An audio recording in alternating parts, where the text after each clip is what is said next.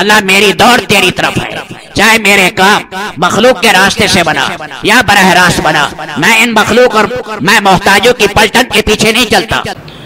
اللہم انت الملک لا شریک لک والفرد لا ند لک کل شین ہالک الا وجہک لن تطاع الا باذنک ولن توصى الا بعلمک تطاع فتشکر توصى فتغفر۔ اللہم صلی علی سیدنا و حبیبنا و شفیعنا وقائد غر المحجلین محمد و آلہ و اصحابہ و ازواجہ و علی امتہ اجمعین، اما بعد۔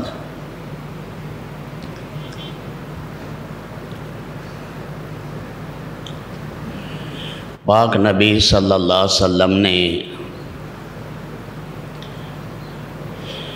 دین کے 77 شعبے بیان کیے۔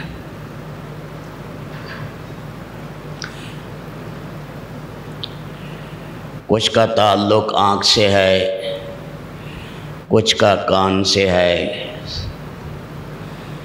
کچھ کا زبان سے ہے، 38 کے قریب شعبے دل کے ساتھ تعلق رکھتے ہیں۔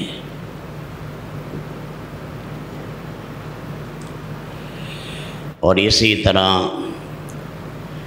والدین کے بارے میں، رشتہ داروں کے بارے میں، ہمسایوں کے بارے میں،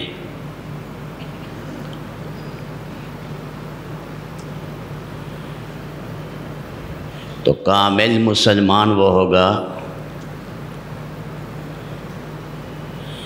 جو ان سارے شعبوں پر عمل کرے۔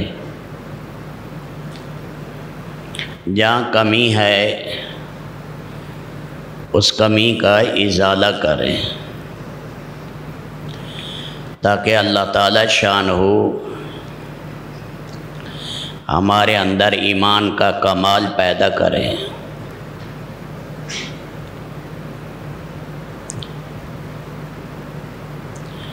سابقہ غلطی پر آدمی استغفار کرے، توبہ کرے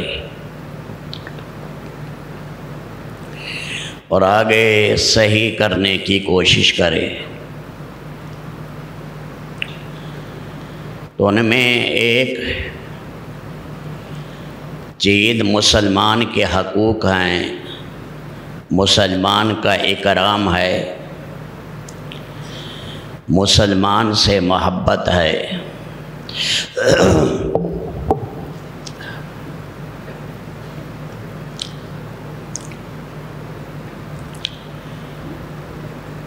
یہ بھی دین کا ایک اہم شعبہ ہے۔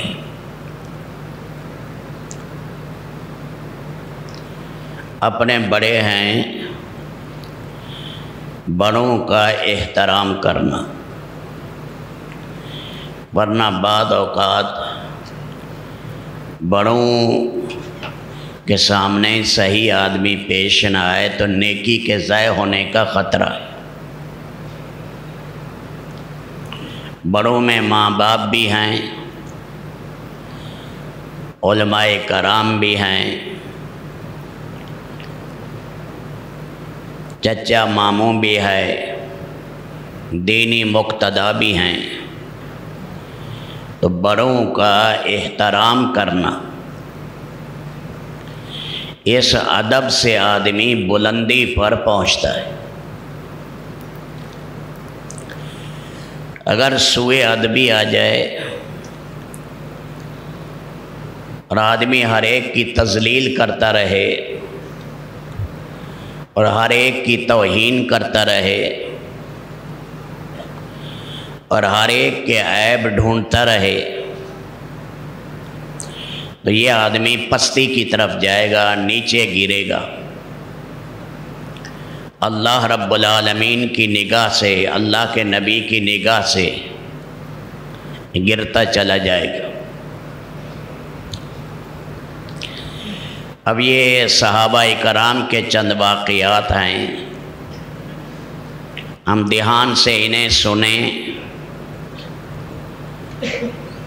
اور اگر ان پر ہمارا پہلے سے عمل ہے تو اللہ پاک کا شکر ادا کرے،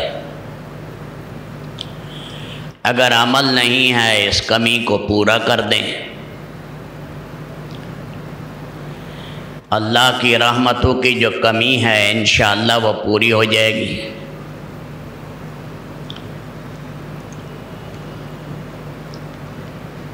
پہلا واقعہ آپ سنیں۔ حضرت عبداللہ ابن عباس اس امت کے حبر الامہ کہلاتے ہیں، حابر بھی پڑھتے ہیں، حبر بھی۔ بہت بڑے عالم تھے، اللہ نے بہت علم دیا تھا۔ حضور پاک علیہ السلام رفع حاجت کے لیے گئے، یہ پانی کا لوٹا لائے، بعد میں اللہ کے نبی نے انہیں دعا دی، اے اللہ اسے قرآن کی تفسیر اور تاویل کا علم دے۔ تو بڑے مفسر بنے قرآن کریم کے۔ حضرت عباس رضی اللہ تعالیٰ عنہ کے 10 بیٹوں میں ان کا مقام علمی اعتبار سے سب سے زیادہ ہے۔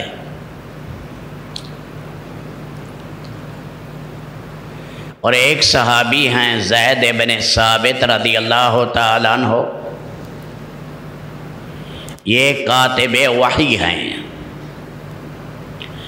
60 سے اوپر صحابہ کرام نے قرآن کریم کی کتابت کی، اور ان میں زیادہ کتابت زید بن ثابت رضی اللہ تعالیٰ عنہ نے کی۔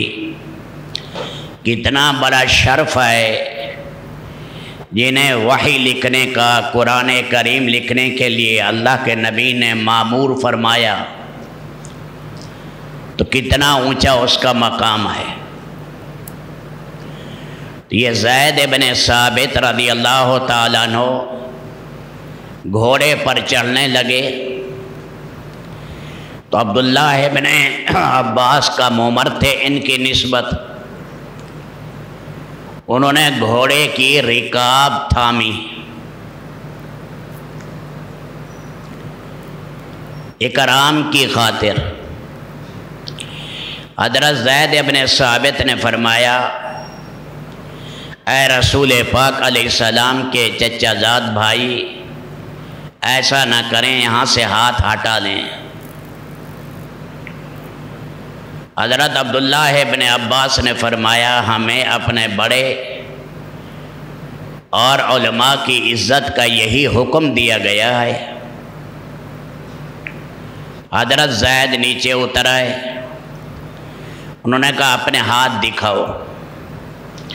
انہوں نے ہاتھ دکھائے تو حضرت زید ابن ثابت نے ان کے ہاتھ چوم لی، فرمایا ہمیں بھی یہی حکم دیا گیا کہ رسول پاک علیہ السلام اور آپ کے خاندان کا احترام کرو۔ کتنی ایک دوسرے کے ساتھ محبت تھی، ہر ایک دوسرے کے فضائل کو دیکھ کر اس کا اکرام کر رہا ہے۔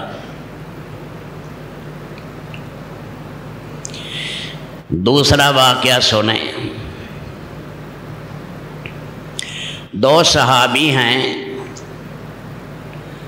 ایک عبداللہ ابن سہل ہیں،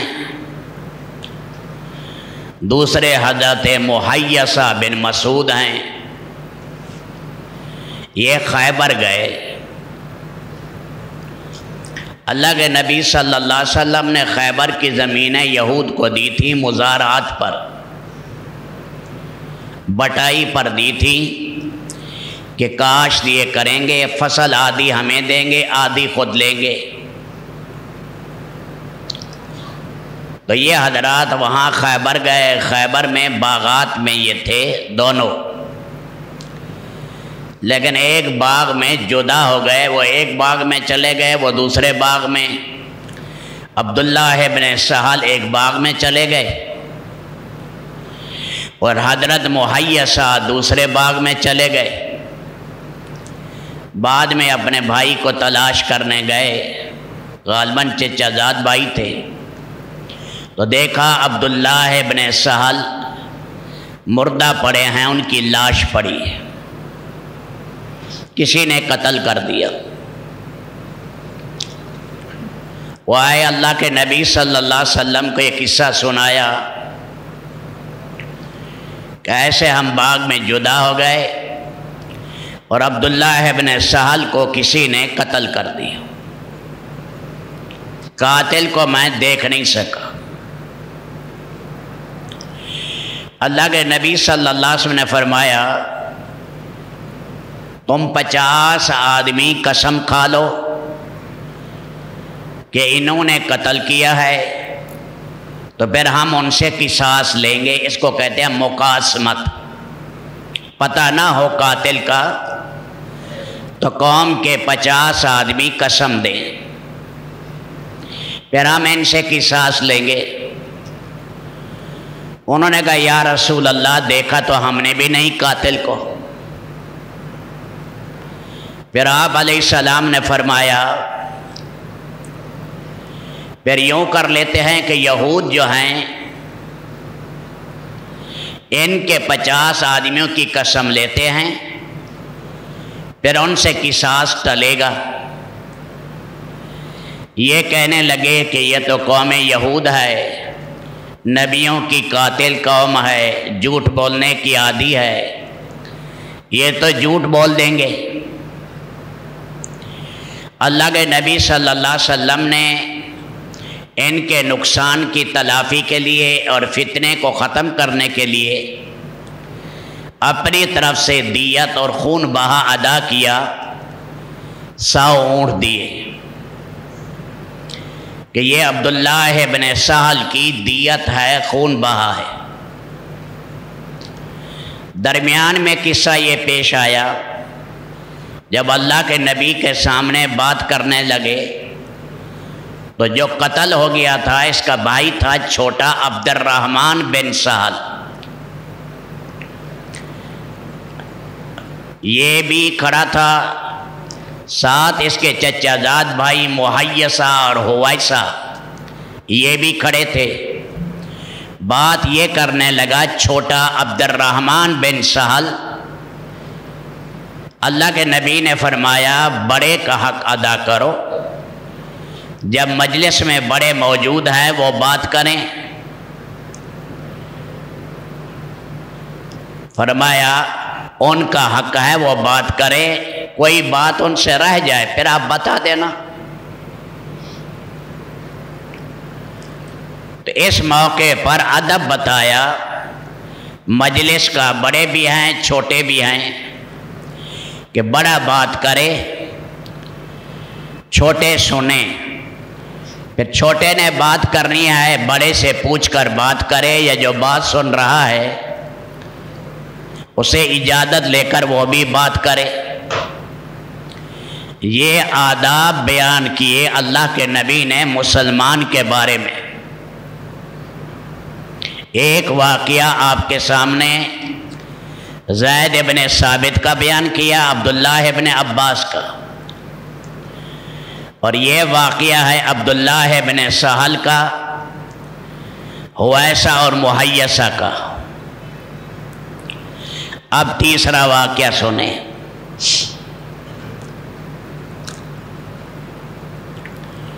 وائل ابن حجر حضرموت کے رہنے والے شہزادے تھے، خاندان پیچھے سے بادشاہ تھا۔ انہیں خبر پہنچی اللہ کے نبی صلی اللہ علیہ وسلم کے بارے میں، خبریں حضرموت اور یمن کے علاقے میں تھے، وہاں خبریں پہنچ رہی تھی۔ صنائے یمن اور حضرموت دو قدیمی شہر ہیں یمن کے، پرانے شہر ہیں یہ۔ تو اپنی خوشی سے وہاں سے چلے اسلام لانے کے لیے اور پاک نبی صلی اللہ علیہ وسلم کی زیارت کے لیے۔ اللہ کے نبی صلی اللہ علیہ وسلم نے صحابہ کرام کو بتایا کہ شہزادہ وائل ابن حجر آ رہا ہے اور مجھے خبر دی ہے جبریل علیہ السلام نے۔ جب وہ آ گئے اللہ کے نبی صلی اللہ علیہ وسلم نے ان کے لیے چادر بچھائی۔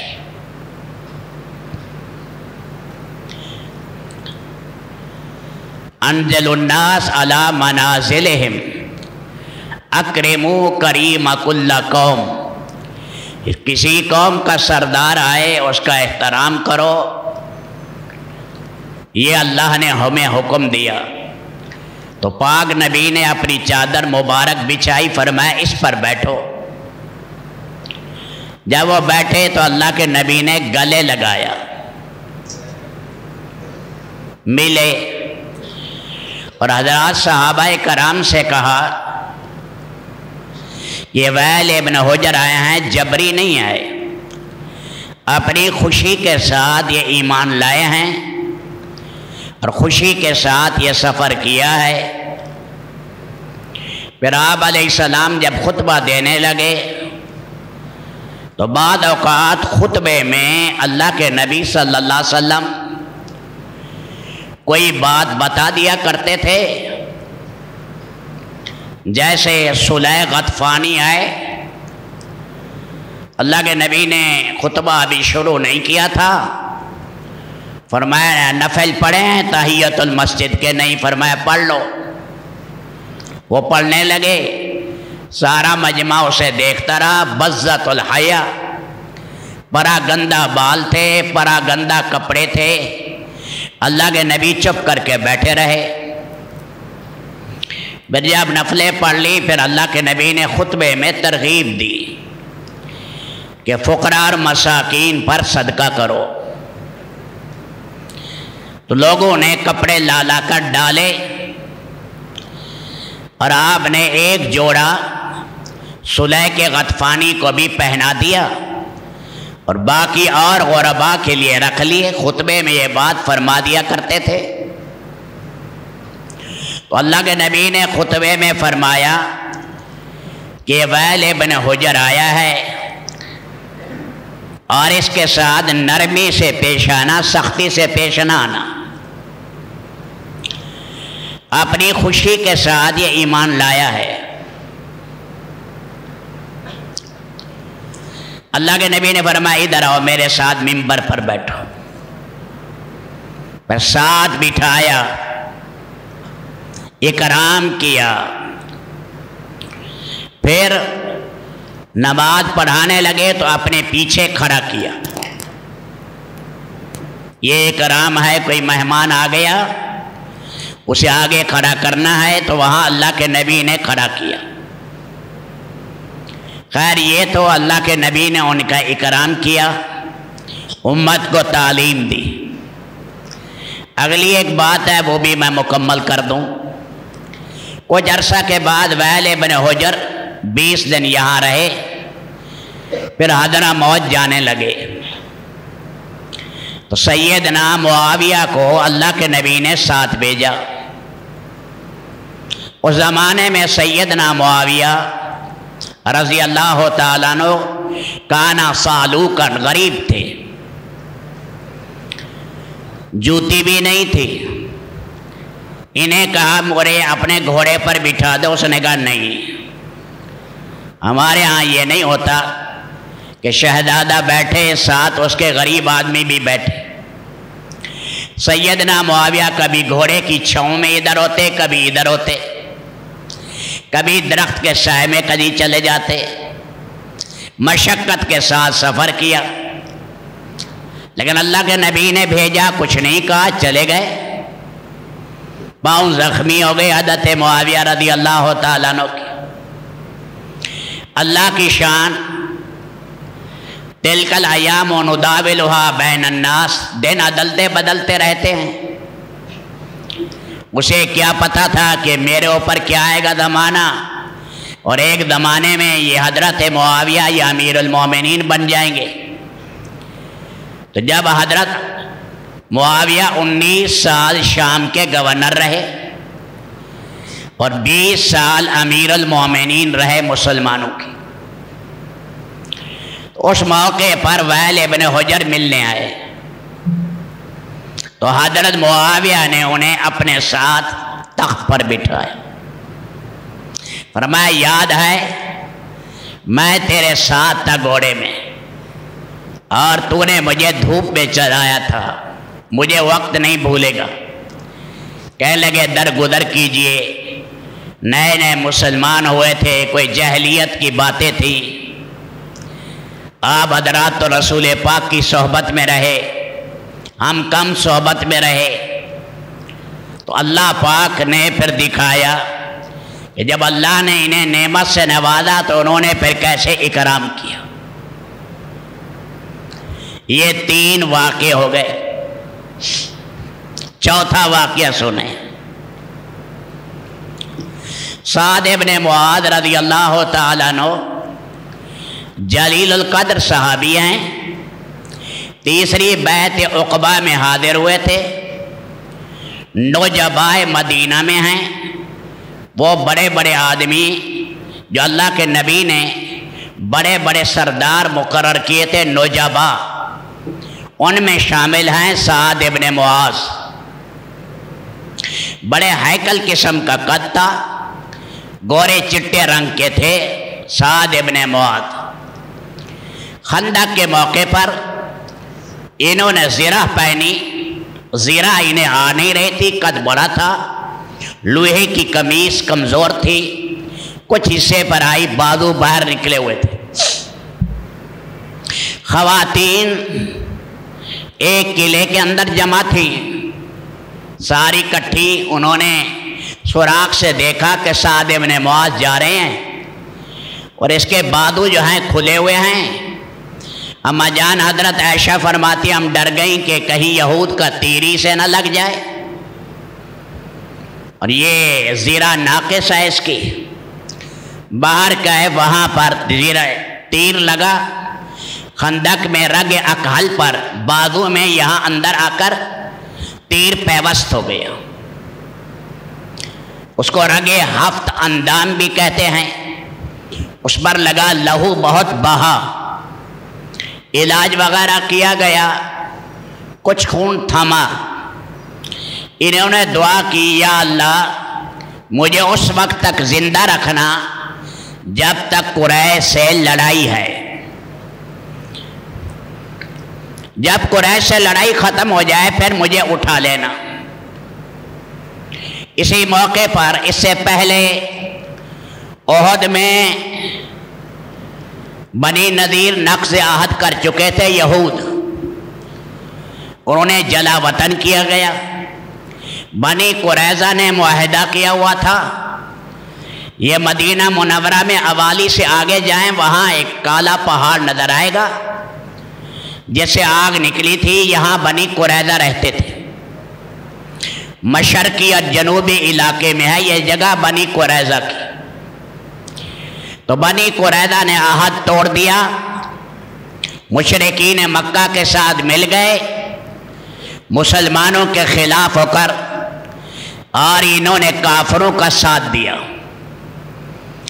جب 1 مہینے کے بعد اللہ کی طرف سے آندھی آئی اور فرشتے اترے اور قریش سارے بھاگ گئے، ان کا 15,000 کا لشکر الرحیل الرحیل کہتا ہوا چلا گیا۔ اللہ کے نبی نے فرمایا پہلے قریش چڑھ کر آئے تھے، اب ختم ہو گیا ان کا زور، اب ہم ادھر جائیں گے، وہ نہیں آ سکیں گے۔ پھر یہ جو نقض عہد کیا تھا ان کا محاصرہ کیا بنی قریظہ کا کہ انہوں نے ہمارے ساتھ معاہدہ کر کے مشرکین مکہ کا ساتھ دیا، تو انہوں نے کہا کہ حکم مقرر کریں فیصل۔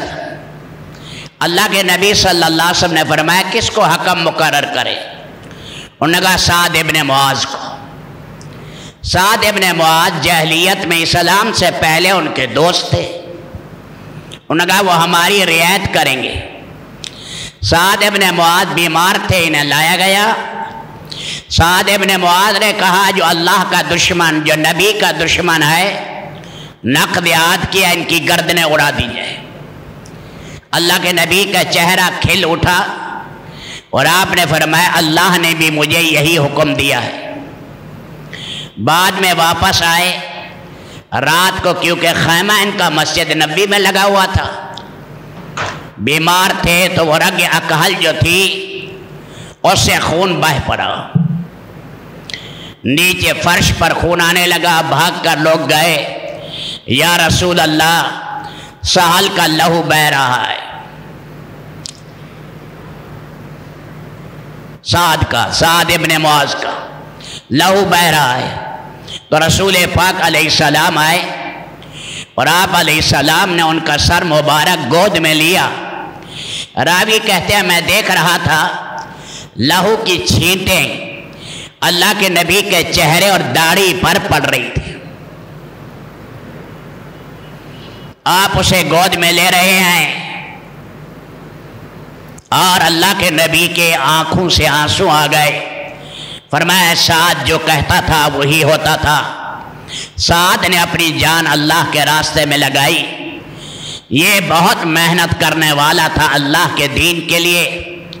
ان کی ماں مرثیہ پڑھنے لگی، لوگوں نے کہا یا رسول اللہ ان کی ماں مرثیہ پڑھ رہی ہے۔ فرمایا یہ مرثیہ صادقہ ہے، یہ مرثیہ کاذبہ نہیں ہے، اس کی ماں کے رونے کا حق ہے اس پر۔ پھر اس کے بعد آپ نے فرمایا کہ فرشتوں نے بھی اجازت مانگی ہے کہ ہمیں بھی ان کی لاش پر اور جنازے میں شرکت کی اجازت دی جائے۔ 70,000 فرشتے ان کے جنازے کے اندر شریک ہوئے۔ اللہ کے نبی صلی اللہ علیہ وسلم کیسے محبت کر رہے ہیں۔ چادر آپ نے خود اڑائی، پتلی چادر تھی۔ راوی کہتے ہیں کہ چہرہ ڈھانکتے تو قدم ظاہر ہوتے، قدم ڈھانکتے چہرہ ظاہر ہوتے۔ اللہ کے نبی صلی اللہ علیہ وسلم اپنے صحابہ کرام کا بھی احترام کرتے، ان کی قربانیوں کا، اور کس طرح محبت کا اظہار کرتے۔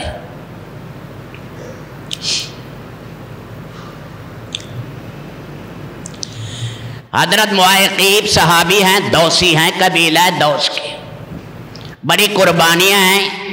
حبشہ کی طرف انہوں نے ہجرت کی ہے، بعد میں کوڑ کی بیماری انہیں لگ گئی۔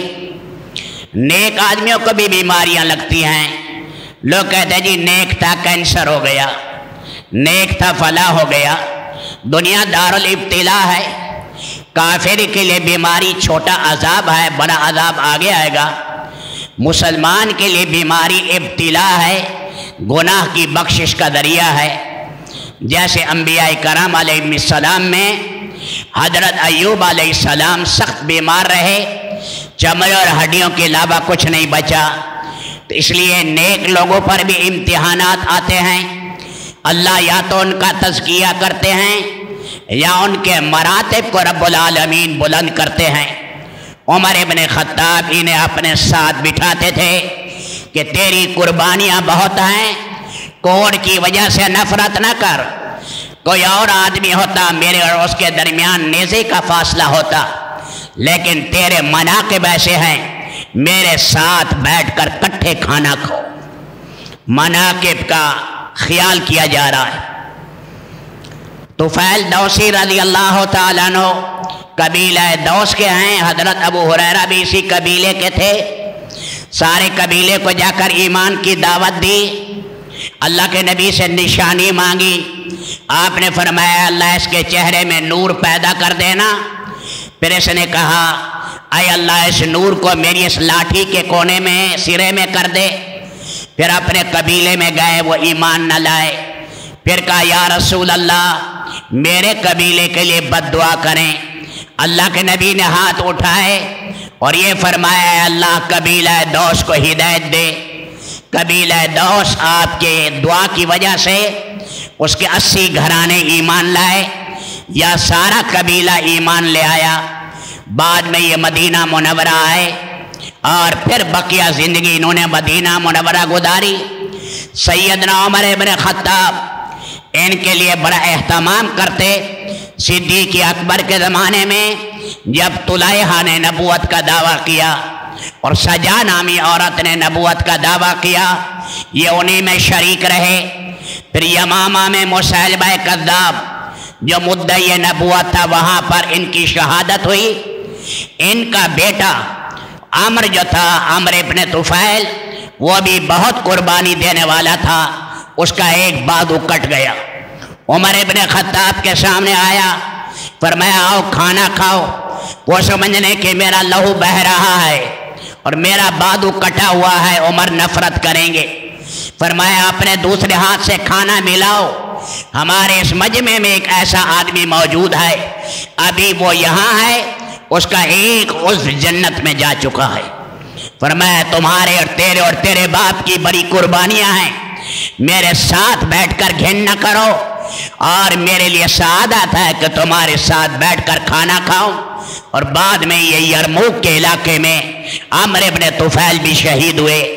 اللہ تعالی رب العالمین جیسے ہمارے ان بڑوں کے اندر احترام تھا کہ ہر قربانی دینے والا دوسرے کا احترام کرتا تھا، اللہ تعالی ہمیں بھی اپنے اکابرین کا احترام کرنے والا بنائے۔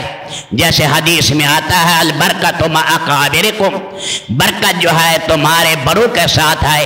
ماں باپ ہیں، علماء ربانین ہیں، چچا ہے، ماموں ہے، بڑا بھائی ہے، جو بھی ہیں سب کا احترام کرنا۔ رب العالمین یہ صفت بھی ہمارے اندر کامل طور پر پیدا فرمائے۔ اللہ میری دوڑ تیری طرف ہے، چاہے میرے کام مخلوق کے راستے سے بنا یا براہ راست بنا، میں ان مخلوق اور میں محتاجوں کی پلٹن کے پیچھے نہیں چلتا۔